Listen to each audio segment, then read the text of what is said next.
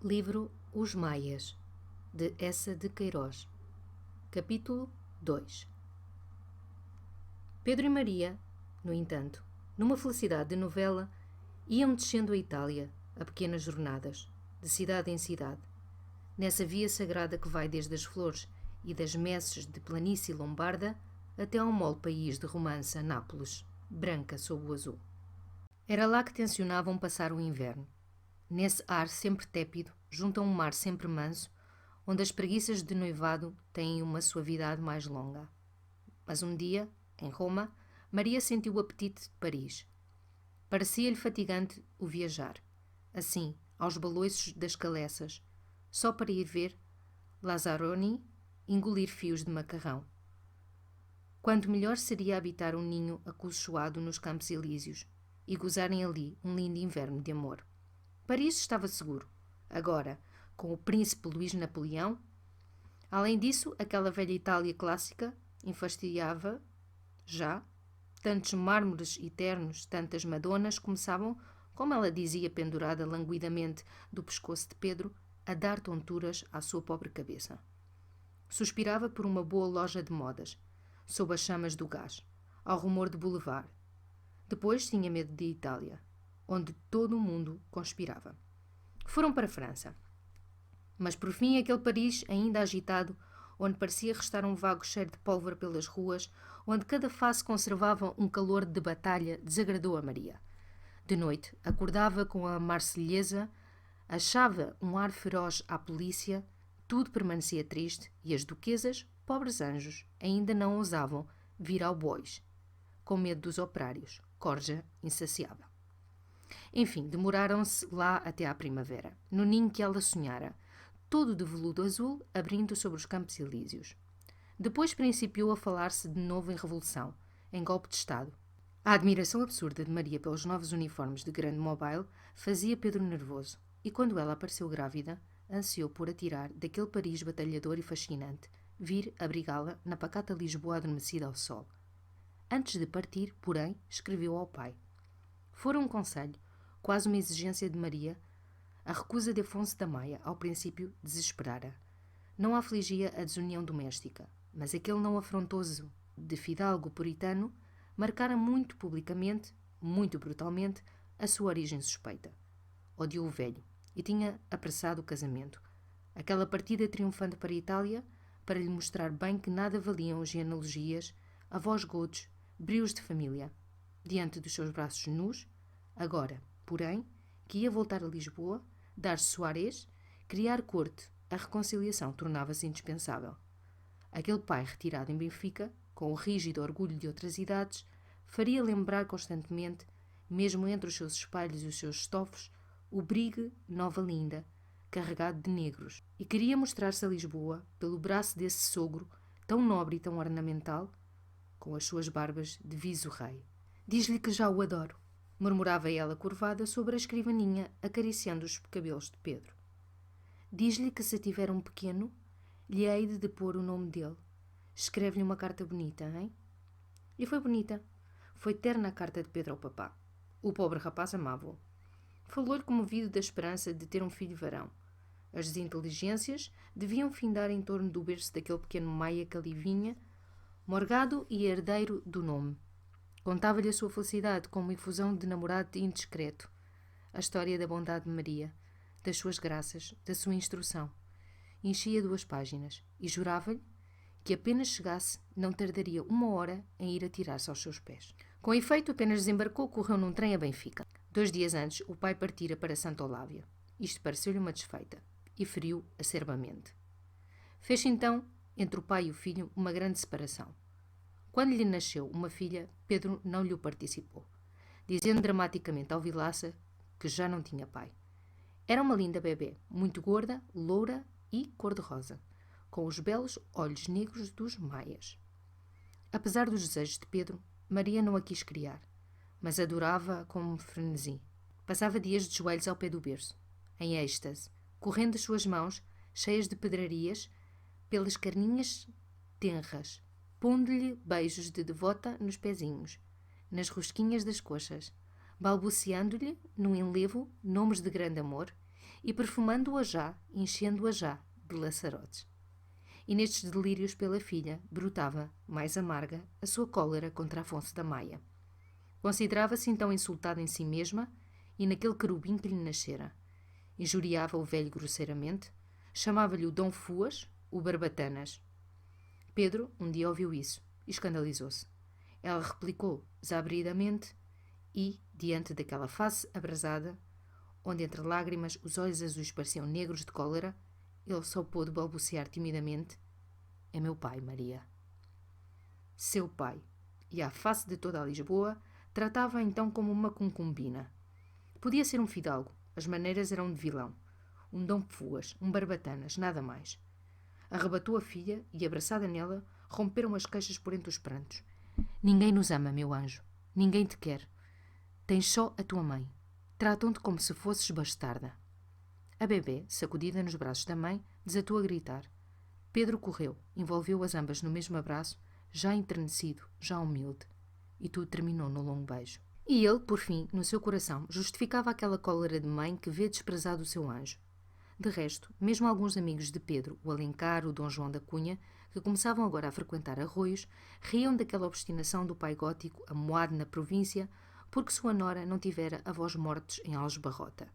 E onde havia outra Lisboa, como aquelas toaletes, aquela graça recebendo tão bem? Que diabo, o mundo marchara. Saíra-se já das atitudes impertigadas do século XVI. E o próprio Vilaça, um dia que o Pedro lhe fora mostrar a pecorruchinha adormecida entre as rendas do seu berço, sensibilizou-se, veio uma das suas fáceis lágrimas, declarou, com a mão no coração, que aquilo era uma catorrice do senhor Afonso da Maia. Pois pior para ele, não querer ver um anjo destes, disse Maria, dando diante do espelho um lindo jeito às flores do cabelo. Também não faz cá falta. E não fazia falta. Nesse outubro, quando a pequena completou o seu primeiro ano, houve um grande baile na casa de Arroios, que eles agora ocupavam toda e que fora ricamente remobilada. E as senhoras que outrora tinham horror à negreira, a Dona Maria da Gama, que escondia a face por trás do leque, lá vieram todas, amáveis e decotadas, com o beijinho pronto, chamando-lhe querida, admirando as grinaldas de camélias que emolduravam os espelhos de 400.000 reis e gozando muito os gelados. Começara então uma existência festiva e luxuosa que, segundo dizia o Alencar, o íntimo da casa, o cortesão da Madame, tinha um saborzinho de orgia d'estingue, como os poemas de Byron. Eram realmente as soirées mais alegres de Lisboa. Ceava-se à 1 hora com champanhe, talhava-se até tarde um monte forte e inventavam-se quadros vivos em que Maria se mostrava soberanamente bela sob as roupagens clássicas de Helena ou no luxo sombrio do luto oriental de Judite.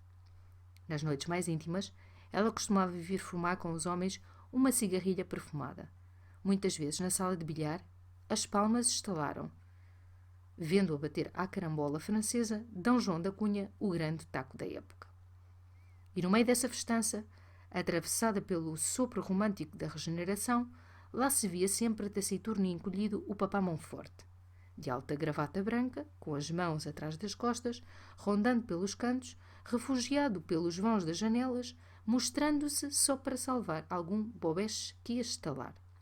E não, desprendendo nunca da filha, o olho embevecido e senil. Nunca Maria fora tão formosa. A maternidade dera-lhe um esplendor mais copioso e enchia verdadeiramente, dava luz àquelas altas salas de Arroios, com a sua radiante figura de Juno loira, os diamantes das tranças, o ibornel e o lácteo do colo nu e o rumor das grandes sedas. Com razão, querendo ter, à maneira das damas da Renascença, uma flor que a simbolizasse, escolhera a tulipa real, opulenta e ardente. Citavam-se os requintes do luxo, roupas brancas, rendas do valor de propriedades. Podia fazê-lo. O marido era rico. E ela, sem escrúpulo, arruiná-lo-ia. A ele e ao papá Monforte. Todos os amigos de Pedro, naturalmente, a amavam. O Alencar, esse, proclamava-se como alarido, seu cavaleiro e seu poeta. Estava sempre em Arroios, tinha lá o seu talher. Por aquelas salas soltava-se as suas frases ressonantes, por esses sofás arrastava as suas posses de melancolia. Ia dedicar a Maria, e nada havia mais extraordinário que o tom langaroso e plangente, o olho turvo, fatal, com que ele pronunciava este nome, Maria, ia dedicar-lhe o seu poema tão anunciado, tão esperado. Flor de martírio. E citavam-se estrofes que lhe fizeram ao gosto cantante do tempo. Vi-te essa noite no esplendor das salas, com as loiras tranças volteando louca. A paixão do Alencar era inocente, mas dos outros íntimos da casa, mais de um, de certo, balbuciara já a sua declaração no boudoir azul em que ela recebia às 3 horas entre os seus vasos de tulipas. As suas amigas, porém, mesmo as piores, afirmavam que os seus favores nunca teriam passado de alguma rosa dada no vão da janela, ou de algum longo e suave olhar por trás do leque.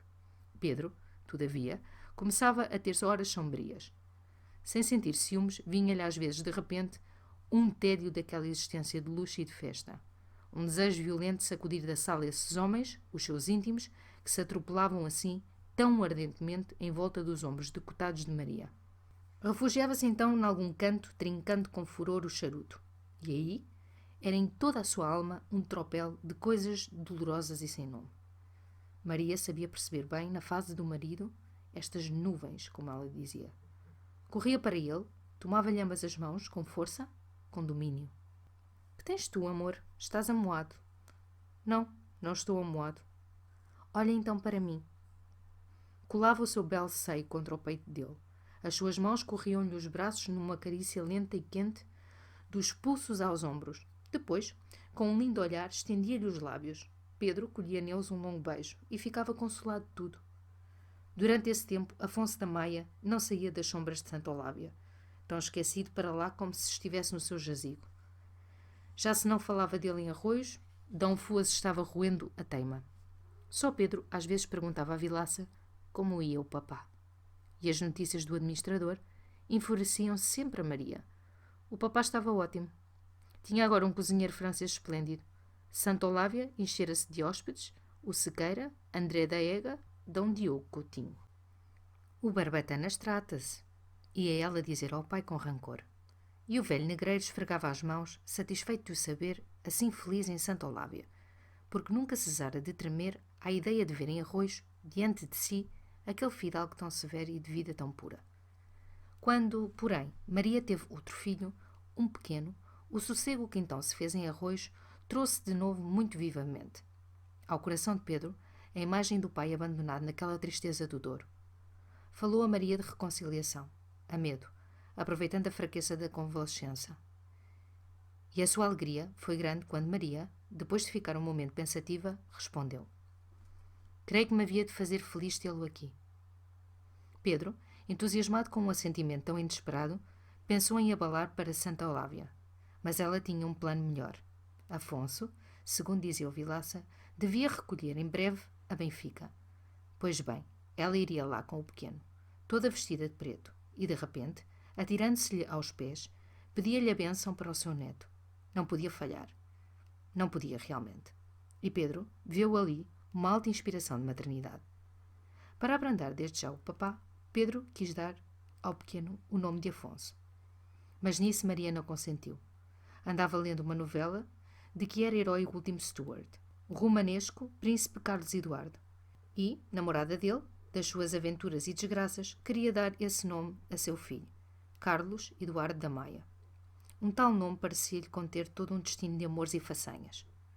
O batizado teve de ser retardado. Maria adoecera com uma angina. Foi muito benigna, porém, e daí a 2 semanas, Pedro podia já sair para uma caçada na sua quinta da Tejeira, adiante de Almada.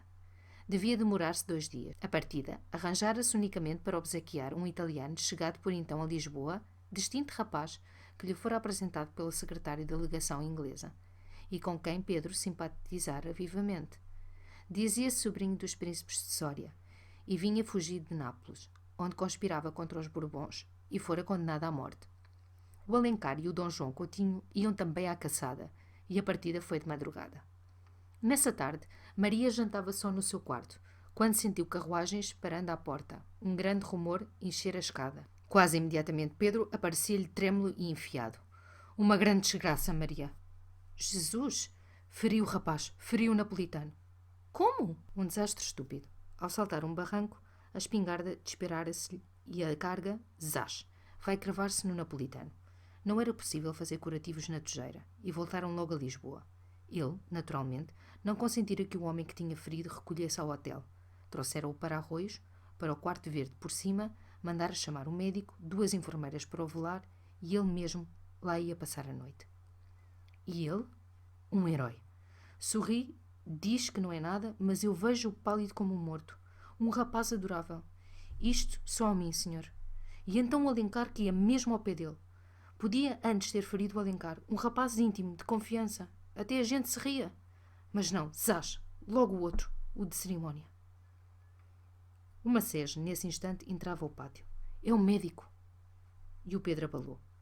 Voltou daí a pouco mais tranquilo. O Dr. Guedes quase rira daquela bagatela, uma chumbada no braço e alguns grãos perdidos nas costas. Prometer-lhe que daqui a 2 semanas podia caçar outra vez na Tojeira. E o príncipe estava já fumando o seu charuto. Belo rapaz. Parecia simpatizar com o papá Monforte. Toda essa noite Maria dormiu mal, na excitação vaga que lhe dava aquela ideia de um príncipe entusiasta, conspirador, condenado à morte, ferido agora por cima do seu quarto. Logo de manhã cedo, apenas Pedro saíra a fazer transportar, ele mesmo do hotel, as bagagens do napolitano, Maria mandou a sua criada francesa de quarto, uma bela moça de Arles, acima, saber da parte dela como Sua Alteza passara e ver que figura tinha. A arlesiana apareceu, com os olhos brilhantes, a dizer à senhora, nos seus grandes gestos de provençal, que nunca vira um homem tão formoso. Era uma pintura do Nosso Senhor Jesus Cristo. Que pescoço, que brancura de mármore. Estava muito pálida ainda, agradecia enternecido os cuidados da Madame Maia e ficara a ler o jornal encostado aos travesseiros. Maria, desde então, não pareceu interessar-se mais pelo ferido. Era Pedro que vinha a cada instante falar-lhe dele, entusiasmado por aquela existência patética de príncipe conspirador, partilhando já o seu ódio aos Bourbons, encantado com a similitude de gostos que encontrava nele, o mesmo amor da caça, dos cavalos, das armas. Agora, logo de manhã, subia para o quarto do príncipe, de robe de chambre e cachimbo na boca, e passava lá horas numa camaradagem, fazendo grogues quentes, permitidos pelo Dr. Guedes. Levava mesmo para lá os seus amigos, o Alencar, o Dom João da Cunha.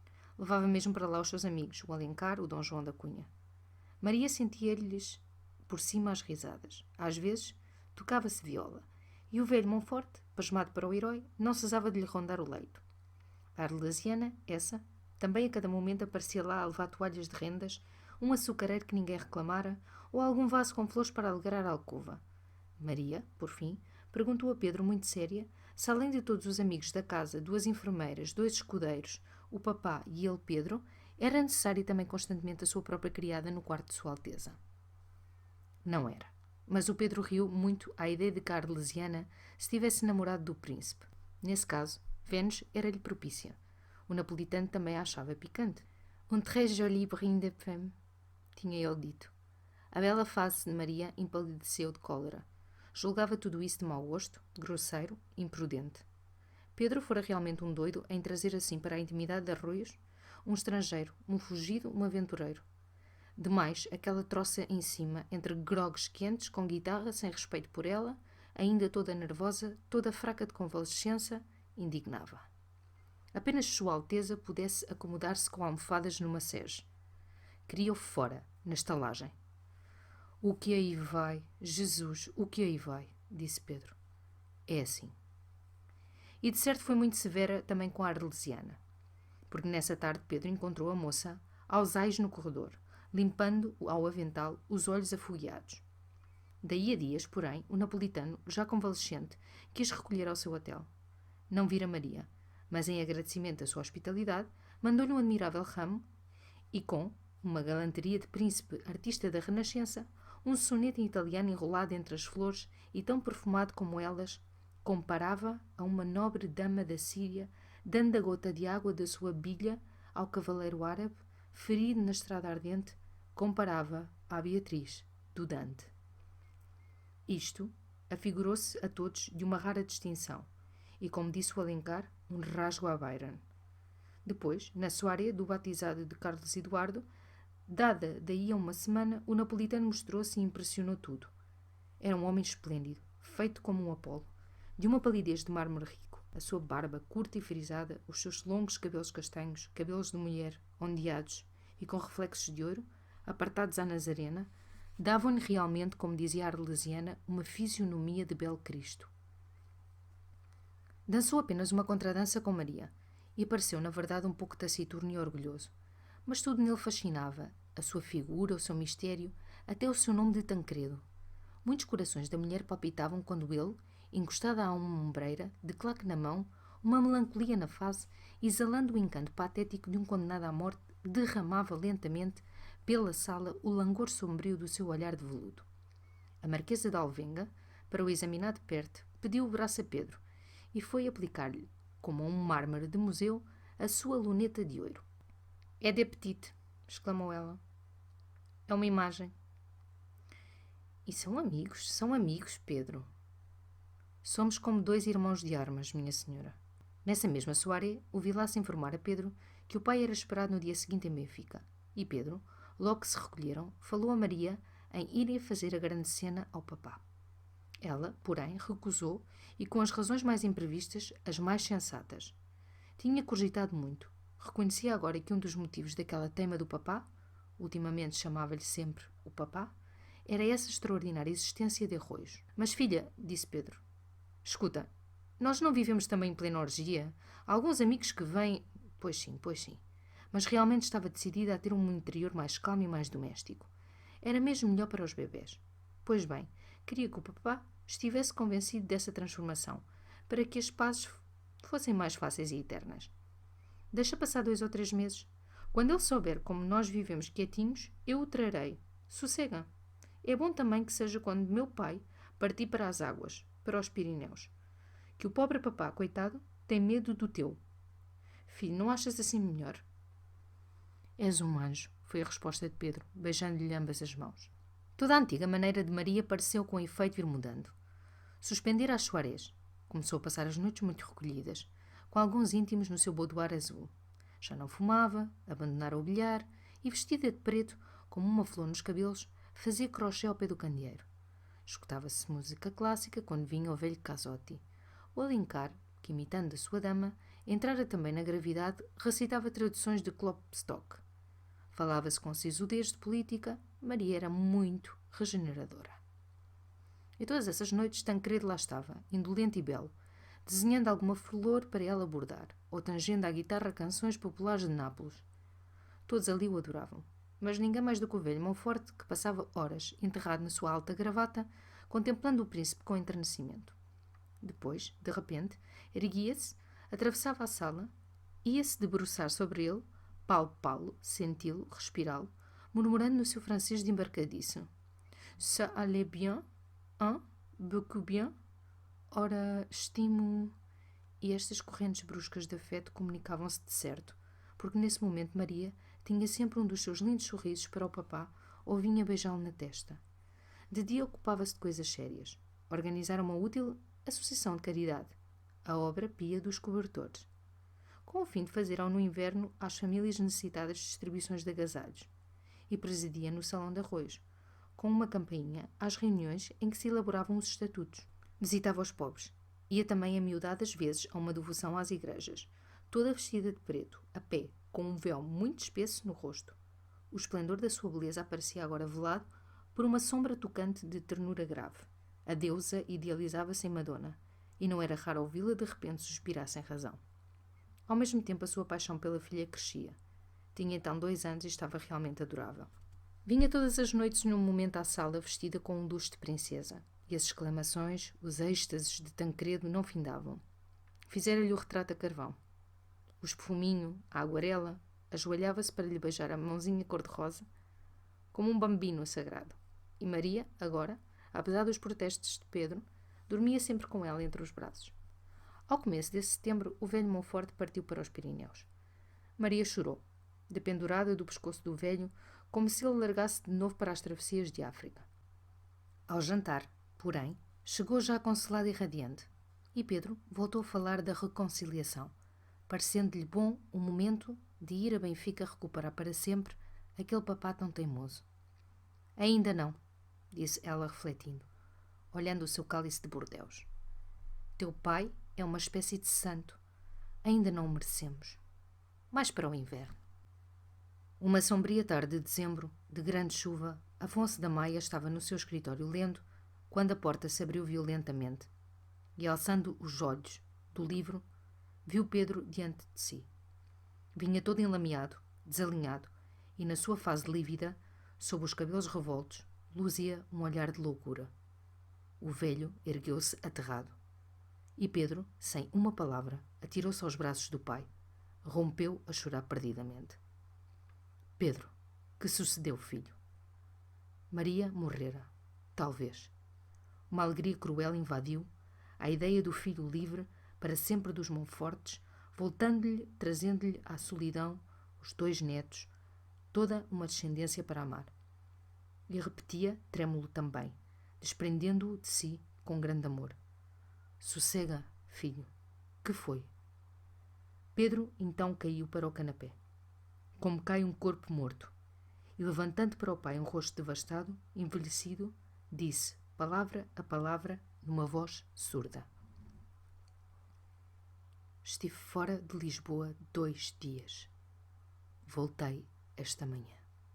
A Maria tinha fugido de casa com a pequena.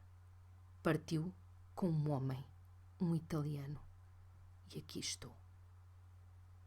Afonso da Maia ficou diante do filho, quedo, mudo, como uma figura de pedra, e a sua bela face, onde todo o sangue subira, enchia-se pouco a pouco de uma grande cólera. Viu, num relance, o escândalo, a cidade galhofando, as compaixões, o seu nome pela lama. E era aquele filho que, desprezando a sua autoridade, ligando-se a esta criatura, estragara o sangue da raça, cobria agora a sua casa de vexame. E ali estava, ali jazia, sem um grito, sem um furor, um arranque brutal de homem traído. Vinha a tirar-se para um sofá, chorando miseravelmente. Isto indignou-o. E romper a passear pela sala, rígido e áspero, cerrando os lábios para que não lhe escapassem as palavras de ira e de injúria que lhe enchiam o peito em tumulto. Mas era pai. Ouvia, ali ao seu lado, aquele soluçar de fundador. Via tremer aquele pobre corpo desgraçado que ele outrora embalara nos braços. Parou junto de Pedro, tomou-lhe gravemente a cabeça entre as mãos e beijou-o na testa, uma vez, outra vez, como se ele fosse ainda criança, restituindo-lhe ali e para sempre a sua ternura inteira. Tinha razão, meu pai, tinha razão, murmurava Pedro entre lágrimas. Depois ficaram calados. Fora, as pancadas sucessivas da chuva batiam a casa, a quinta, num clamor prolongado, e as árvores, sob as janelas, ramalhavam num vasto vento de inverno. Foi Afonso que quebrou o silêncio. Mas para onde fugiram, Pedro? Que sabes tu, filho? Não é só chorar. Não sei nada, respondeu Pedro num longo esforço. Sei que fugiu. Eu saí de Lisboa na segunda-feira. Nessa mesma noite, ela partiu de casa numa carruagem, com uma maleta, o cofre de joias, uma criada italiana que tinha agora e a pequena. Disse à governanta e à ama do pequeno que ia ter comigo. Elas estranharam, mas que haviam de dizer? Quando voltei, achei esta carta. Era um papel já sujo, e desde essa manhã, de certo muitas vezes relido, amarrotado com fúria, continha estas palavras. É uma fatalidade. Parto para sempre com Tancredo. Esquece-me, que não sou digna de ti, e leva Maria, que me não posso separar dela. E o pequeno? Onde está o pequeno? Exclamou Afonso. Pedro pareceu recordar-se. Está lá dentro com a ama. Trouxe-o na sege. O velho correu, logo, e daí a pouco aparecia, erguendo nos braços o pequeno, na sua longa capa branca de franjas e a sua touca de rendas. Era gordo, de olhos muito negros, com uma adorável bochecha fresca e cor-de-rosa. Todo ele ria, grulhando, agitando o seu guize de prata. A ama não passou da porta, tristonha, com os olhos no tapete e uma trouxazinha na mão. Afonso sentou-se lentamente na sua poltrona e acomodou o neto no colo. Os olhos enchiam-se-lhe de uma bela luz de ternura. Parecia esquecer a agonia do filho, a vergonha doméstica. Agora só havia ali aquela facezinha tenra, que se lhe babava nos braços. Como se chama ele? Carlos Eduardo, murmurou a ama. Carlos Eduardo, hã? Ficou a olhá-lo muito tempo, como procurando nele os sinais da sua raça. Depois tomou-lhe na sua as 2 mãozinhas vermelhas que não largavam o guizo, e muito grave, como se a criança o percebesse, disse-lhe: Olha bem para mim. Eu sou o avô. é necessário amar o avô. E, àquela forte voz, o pequeno, com efeito, abriu os seus lindos olhos para ele, sérios de repente, muito fixos, sem medo das barbas grisalhas. Depois rompeu a pular-lhe nos braços, desprendeu a mãozinha, martelou-lhe furiosamente a cabeça com o guizo. Toda a face do velho sorria àquela viçosa alegria. Apertou ao seu longo peito muito tempo, pôs-lhe na face um beijo longo, consolado, enternecido, o seu primeiro beijo de avô. Depois, com todo o cuidado, foi colocá-lo nos braços da ama. Vá, ama, vá. A Gertrudes já lá anda a arranjar-lhe o quarto. Vá ver o que é necessário. Fechou a porta e veio sentar-se junto do filho, que se não movera do canto do sofá nem despregara os olhos do chão. Agora desabafa, Pedro. Conta-me tudo. Olha que não nos vemos há 3 anos, filho. Há mais de 3 anos, murmurou Pedro. Ergueu-se, alongou a vista à quinta, tão triste sobre a chuva. Depois, derramando amorosamente pela livraria, considerou um momento o seu próprio retrato, feito em Roma aos 12 anos, todo de veludo azul, com uma rosa na mão, e repetia ainda, amargamente: tinha razão, meu pai, tinha razão. E pouco a pouco, passeando e suspirando, começou a falar daqueles últimos anos, o inverno passado em Paris, a vida em Arroios, a intimidade do italiano na casa, os planos de reconciliação, por fim, aquela carta ínfame, sem pudor, invocando a fatalidade, arremessando-lhe o nome do outro. No primeiro momento, tivera só ideias de sangue e quisera persegui-los, mas conservava um clarão de razão. Seria ridículo, não é verdade? De certo a fuga fora de antemão preparada, e não havia de ir correndo as estalagens da Europa à busca da sua mulher. Ir lamentar-se à polícia, fazê-los prender? Uma imbecilidade. Nem impedia que ela fosse já por esses caminhos, fora dormindo com outro. Restava-lhe somente o desprezo. Era uma bonita amante que tivera alguns anos e fugira com um homem. Adeus. Ficava-lhe um filho, sem mãe, com um mau nome. Paciência. Necessitava esquecer. Partir para uma longa viagem. Para a América, talvez. E o pai veria. Havia de voltar consolado e forte. Dizia estas coisas sensatas, passeando devagar, com o charuto apagado nos dedos, numa voz que se calmava. Mas, de repente, parou diante do pai, com um riso seco, um brilho feroz nos olhos. Sempre desejei ver a América. E a boa ocasião agora. É uma ocasião famosa, hein? Posso até naturalizar-me, chegar a presidente ou arrebentar. Sim. Mais tarde, depois pensarás nisso, filho. Acudiu o velho assustado. Nesse momento, a sineta do jantar começou a tocar lentamente ao fundo do corredor. Ainda janta cedo, hein? Disse Pedro. Teve um suspiro cansado e lento, murmurou. Nós jantávamos às 7. Quis então que o pai fosse para a mesa. Não havia motivo para que se não jantasse. Ele ia um bocado acima, ao seu antigo quarto solteiro. Ainda lá tinha a cama, não é verdade? Não, não queria tomar nada. O Teixeira que me leva um cálice de genebra. Ainda cá está o Teixeira, coitado. E vendo Afonso sentado, repetiu já impaciente. Vá jantar, meu pai. Vá jantar, pelo amor de Deus. Saiu. O pai ouviu-lhe os passos por cima e o ruído da janela desabridamente abertas. Foi então andando para a sala de jantar, onde os criados, que pela ama sabiam de certo desgosto, se moviam em pontas de pés com a lentidão contristada de uma casa onde há morte. Afonso sentou-se à mesa só, mas já lá estava outra vez o talher de Pedro. Rosas de inverno esfolhavam-se num vaso do Japão, e o velho papagaio agitado, com a chuva, mexia-se furiosamente no poleiro. Afonso tomou uma colher de sopa, depois rolou a sua poltrona para junto do fogão, e ali ficou envolvido pouco a pouco, naquele melancólico crepúsculo de dezembro, com os olhos no lume, escutando o sudoeste contra as vidraças, pensando em todas as coisas terríveis que assim invadiam num tropel patético a sua paz de velho. Mas no meio da sua dor, funda como era, ele percebia um ponto, um recanto do seu coração, onde alguma coisa de muito doce, de muito novo, palpitava com uma frescura do renascimento, como se algures no seu ser estivesse rompendo, borbulhando, uma nascente rica de alegrias futuras, e toda a sua face sorria à chama alegre, revendo a bochechinha rosada sobre as rendas brancas da touca. Pela casa, no entanto, tinham-se acendido as luzes. Já inquieto, subiu ao quarto do filho. Estava tudo escuro, tão úmido e frio como se a chuva caísse dentro. Um arrepio confrangeu o velho, e quando chamou, a voz de Pedro veio do negro da janela. Estava lá, com a vidraça aberta, sentado fora na varanda, voltado para a noite brava, para o sombrio rumor das ramagens, recebendo na face o vento, a água, toda a invérnia agreste. Pois estás aqui, filho, exclamou Afonso. Os criados hão de querer arranjar o quarto. Deixa um momento. Estás todo molhado, Pedro. Apalpava-lhe os joelhos e as mãos regeladas. Pedro ergueu-se com uma estremeção. Desprendeu-se, impaciente, daquela ternura do velho. Querem arranjar o quarto, hein? Faz-me bem o ar. Faz-me tão bem. O Teixeira trouxe luzes e atrás dele apareceu o criado de Pedro, que chegara nesse momento de arroios, com um largo estojo de viagem recoberto de oleado. As malas tinha-as deixado embaixo, e o cocheiro viera também, como nenhum dos senhores estava em casa. Bem, interrompeu Afonso.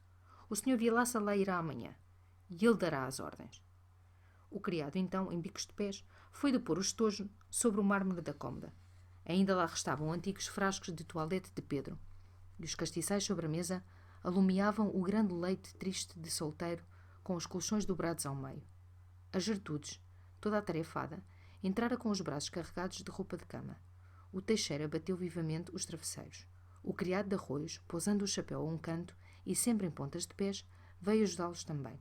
Pedro, no entanto, como sonâmbulo, voltara para a varanda, com a cabeça à chuva, atraído por aquela treva da quinta que se caçava embaixo com um rumor de mar bravo.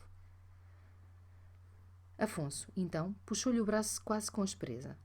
Pedro, deixa arranjar o quarto. Deixa um momento. Ele seguiu maquinalmente o pai à livraria, mordendo o charuto apagado que desde tarde conservava na mão. Sentou-se longe da luz, ao canto do sofá. Ali ficou mudo e entorpecido. Muito tempo só os passos lentos do velho, ao comprido das altas estantes, quebraram o silêncio em que toda a sala ia adormecendo.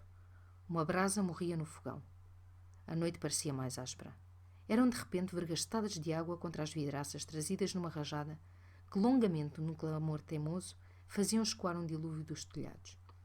Depois havia uma calma tenebrosa, com uma sussurração distante de vento fugindo entre ramagens. Nesse silêncio, as goteiras punham um pranto lento, e logo uma corda de vendaval corria mais furiosa. Envolvia a casa num bater de janelas, redemoinhava, partia com silvos desolados. Está uma noite de Inglaterra, disse Afonso, debruçando-se a esperar o lume. Mas a esta palavra Pedro erguera-se impetuosamente. De certo, o ferira a ideia de Maria, longe, num quarto alheio, agasalhando-se no leito do adultério entre os braços do outro. Apertou um instante a cabeça nas mãos, depois veio junto com o do pai, com o passo mal firme, mas a voz muito calma. Estou realmente cansado, meu pai. Vou-me deitar. Boa noite. Amanhã conversaremos mais. Beijou-lhe a mão e saiu devagar. Afonso demorou-se ainda ali, com um livro na mão, sem ler, atento só a algum rumor que viesse de cima, mas tudo jazia em silêncio. Deram 10 horas. Antes de se recolher, foi ao quarto onde se fizera a cama da ama. As Gertrudes, o criado de arroios, o Teixeira, estavam lá, cochichando ao pé da cômoda, na penumbra que dava um fólio posto diante do candeeiro. Todos se esquivaram em pontas de pés quando lhe sentiram os passos e a ama continuou a arrumar em silêncio os gavetões. No vasto leito, o pequeno dormia como um menino de Jesus cansado, com o seu guiso apertado na mão. Afonso não ousou beijá-lo, para o não acordar com as barbas ásperas, mas tocou-lhe na rendinha da camisa, entalou a roupa contra a parede, deu um jeito ao cortinado, enternecido, sentindo toda a sua dor calmar-se naquela sombra de alcova onde o seu neto dormia. — É necessário alguma coisa, ama? Perguntou abafando a voz. — Não, meu senhor. Então, sem ruído, subiu ao quarto de Pedro. Havia uma fenda clara. Entreabriu a porta. O filho escrevia, à luz de 2 velas, com o estojo aberto ao lado. Pareceu espantado de ver o pai, e na face que ergueu, envelhecida e lívida, 2 sulcos negros faziam-lhe os olhos mais refulgentes e duros. — Estou a escrever, disse ele. Esfregou as mãos como arrepiado da friagem do quarto e acrescentou. Amanhã cedo é necessário que o Vilaça vá a arroios. Estão lá os criados. Tenho lá 2 cavalos meus. Enfim, uma porção de arranjo. Eu estou-lhe a escrever. É número 32, a casa dele, não é? O Teixeira há de saber. Boas noites, papás. Boas noites. No seu quarto, ao lado da livraria, Afonso não pôde sossegar. Numa opressão, uma inquietação que a cada momento o fazia erguer sobre o travesseiro, escutar. Agora, no silêncio da casa e do vento que calmara, ressoavam por cima, lentos e contínuos, os passos de Pedro. A madrugada clareava. Afonso ia adormecendo, quando de repente um tiro atroou a casa. Precipitou-se do leito, despido e gritando. Um criado acudia também com uma lanterna. Do quarto de Pedro, ainda entreaberto, vinha um cheiro de pólvora, e aos pés da cama, caído de bruços, numa poça de sangue que se ensopava no tapete, Afonso encontrou o seu filho morto, apertando uma pistola na mão. Entre as duas velas que se extinguiam, com fogachos lívidos, deixara-lhe uma carta lacrada com estas palavras sobre o envelope, numa letra firme. Para o papá. Daí a dias fechou-se a casa de Benfica. Afonso da Maia partia com o neto e com todos os criados para a quinta de Santa Eulávia. Quando Vilaça, em fevereiro, foi lá acompanhar o corpo de Pedro, que ia ser depositado no jazigo de família, não pôde conter as lágrimas ao avistar aquela vivenda onde passara tão alegres natais. Um baitão preto recobria o brasão de armas, e esse pano de esquife parecia ter distinguido todo o seu negrume sobre a fachada muda, sobre os castanheiros que ornavam o pátio. Dentro, os criados abafavam a voz, carregados de luto. Não havia uma flor nas jarras. O próprio encanto de Santa Eulávia, o fresco cantar das águas vivas por tanques e repuxos, vinha agora com a cadência saudosa de um choro. E Vilaça foi encontrar Afonso na livraria, com as janelas cerradas, ao linho de sol de inverno, caído para uma poltrona, a face cavada sob os cabelos crescidos e brancos, as mãos magras e ociosas sobre os joelhos. O procurador veio dizer para Lisboa que o velho não durava um ano. Fim do 2º capítulo.